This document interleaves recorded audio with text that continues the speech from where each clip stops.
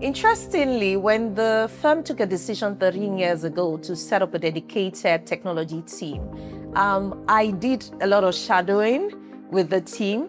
And over the years also, there's been a lot of interaction because indeed, finance and technology have a sort of marriage and fintech. Yes, in terms of a relationship that you can't separate. So more or less, I've had to continue working with the technology team. And in fact, the work we did with the deployment of the technology platform for the Nigerian exchange was a collaboration between the two teams, which was quite an interesting one.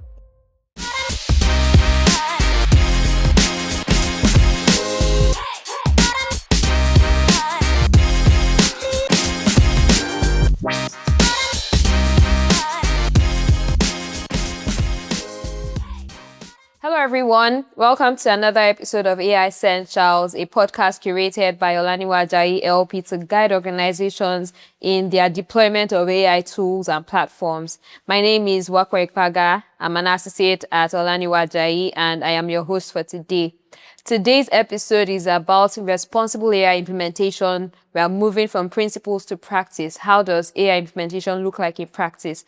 And on today's episode, we have our very own Mrs. Yewande Senbore.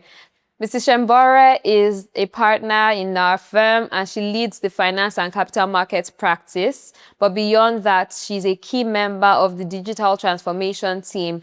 And that means she's very involved, very instrumental in the deployment of our various innovative solutions at the firm that enhance our service delivery.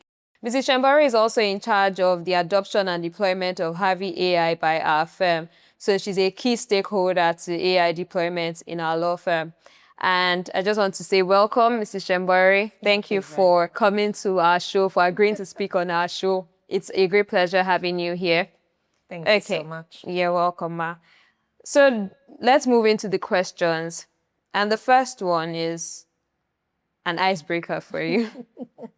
You have been closely involved in the firm's digital transformation project, as I mentioned. And I just want to know what initially sparked your interest in artificial intelligence. Okay.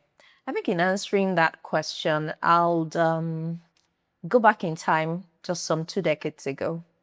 And that's the fact that, at the beginning of my career, interestingly, I remember when I walked into Olaniwaju as a young lawyer looking for employment, my topic when I went through the recruitment process, as part of what we do now, which is a 3-staged process, I had to make a presentation. And I remember my topic during my presentation was the utilization of technology in legal research as far back as then.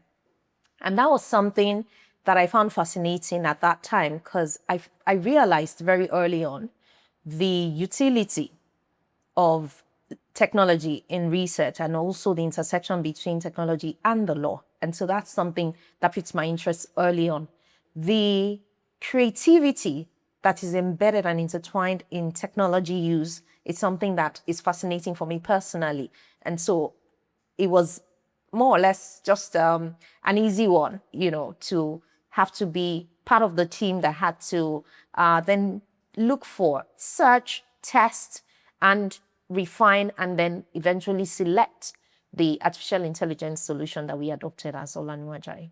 Wow, that's very interesting to note. It makes me wonder, should you not be in the technology team of our firm? Oh, well, interestingly, when the firm took a decision 13 years ago to set up a dedicated technology team, I did a lot of shadowing with the team. And over the years also, there's been a lot of interaction because indeed, finance and technology have a sort of marriage and fintech. Yes, in terms of a relationship that you can't separate. So more or less, I've had to continue working with the technology team. And in fact, the work we did with the deployment of the technology platform for the Nigerian exchange was a collaboration between the two teams, which was quite an interesting one, seeing the deployment of technology within the securities and capital market space. Okay. Thank you for that, Ma. The firm recently adopted Harvey as part of its digital transformation journey. What were some of the key considerations that informed the decision to introduce an AI tool into the firm's workflow? I think Olaniwa Ajayi has always prided itself as a leader in terms of deployment of technology and adopting technology in terms of the way we work. Innovativeness and creativity is at the center of our work. And so that's something that's very important to us. And so we are always out to look for ways in which we can deploy our services better to our clients and ensure that our clients' expectations are always exceeded. In deciding to adopt Harvey itself, we went through over 20 different solutions because we had to approach it in a responsible manner, recognizing that we're a legal practice firm. And our clients and our relationship is based on trust and confidentiality. And so we had to seek solutions that will give us all of that, but also mindful of our use cases. We're a full service law firm.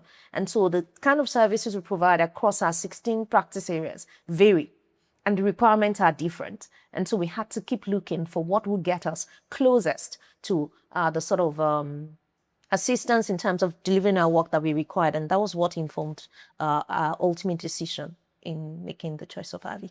Okay. What safeguards do you think law firms should consider? And really, any organization, we advise clients that are deploying AI tools, as you mentioned. So what are the safeguards that you think these clients should actually be considering when deploying AI tools in their organizations? Okay. As a law firm, a critical part of our work is keeping the confidence of our clients, their information, their documents, and that's why you have attorney-client privileges that is provided and, embedded in law. And so our duty, which is what builds and engenders trust between our clients and ourselves, is really about being able to maintain that confidence. So in deploying AI solution, you cannot use an AI solution that then is able to utilize the client's information in a manner that breaches their confidence. So it's important to put that data segregation in place to ensure that you only are able to, the artificial intelligence solution is only able to access what you allow it. So you have to segregate your data, you have to put in access controls to ensure that it doesn't just run through your entire database and is able to access information and utilize it without any controls. So you have to put access controls in place. And of course, this is also important from the perspective of data protection. Yes. I remember when we were going to deploy the artificial intelligence, we had our compliance officer have sessions with me and the AI team to walk through the requirements of the Data Protection Act. Yes. And then, we walked through the requirements. We had to then embed those provisions into our policy, before we rolled out. And that was essential to ensure that we do not unwittingly allow the AI solution to then process client information in a manner that runs foul of the letters of the law. That is so insightful, Mrs. Senbore.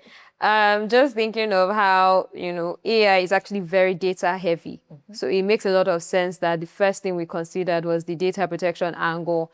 And, as you were speaking, I was just thinking about the data protection principles that apply under the Nigeria Data Protection Act, the NDPA.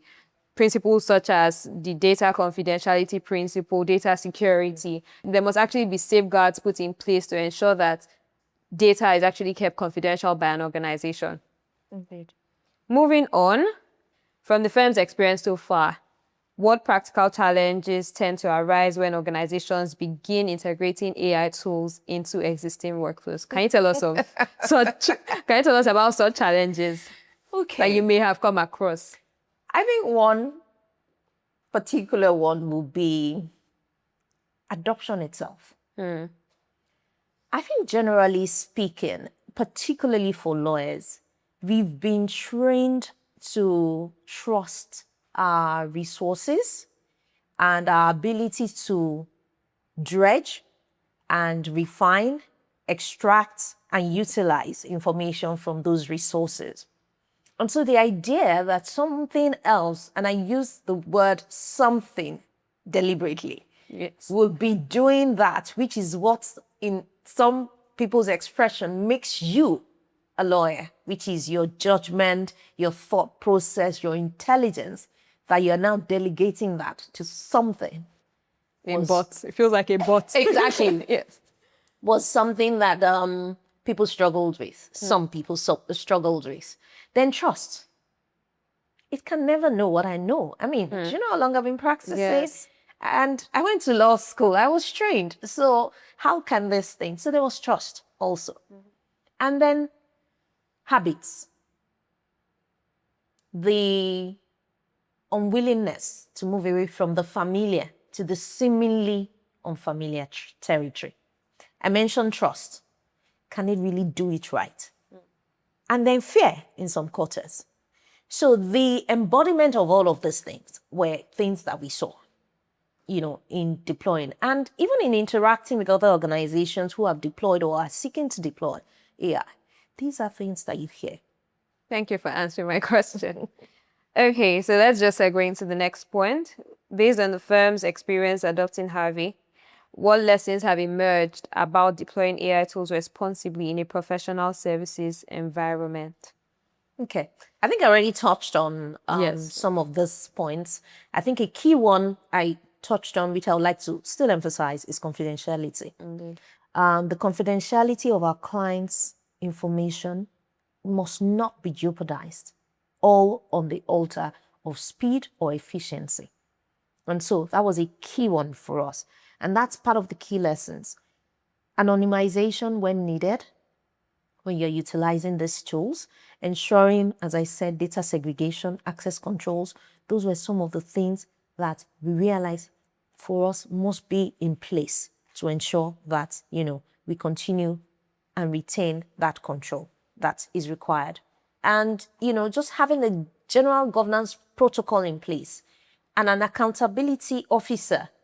We have a data protection officer in the firm that's responsible, and then continuous audit of the process, the utilization, the output, to ensure that people are sticking with and complying with the policy requirements, and also testing the veracity and the accuracy of the output that is flowing when AI solution is being used. And then, of course, I think also one thing that we've had to do is also disclosures, transparency. It's important for clients' purposes. If clients' information is being, or their work is being done with the utilization of AI tools, then it's important that you let them know also. Indeed. Okay, finally, we want to look into the future. Okay. Looking ahead, what do you think will define best practice for responsible AI implementation over the next few years? I see that it will become part of, and not, now it's still all talking about it as if, something to be brought in. It will be at the heart of organizations, professional services, at the heart of work going forward.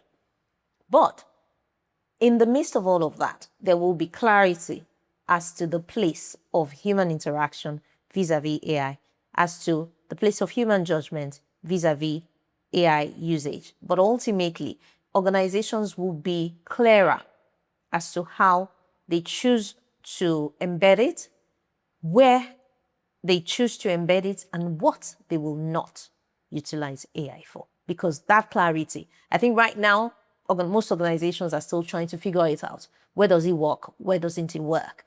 But I believe that clarity in the future will be as to what AI will be deployed towards and what it won't be deployed towards, and the areas in which organizations will utilize it, and of course, the place of human interface for AI adoption. Yes, I think so too. All right. Thank you so much, Mrs. Senbore, for enlightening us. This discussion has been very insightful, very packed, and I'm sure that our viewers, especially those working in organizations or running their own organizations, have learned a lot from the discussions around our deployment of Harvey AI. And we look forward to having you sometime in the future if we do this kind of series again. And we just want to say thank you on behalf of the Technology Innovation and FinTech team. Thank you very much. It's been a pleasure having this conversation with you. I think one thing that is clear is we can't run away from technology. We just We need to learn can't. how to utilize it and how to Exactly. deploy it. And that's the case for AI, and it's here to stay. Yes, exactly. Thank you. So thank you so much for joining us on today's episode. We hope to see you at our next episode. Thank you.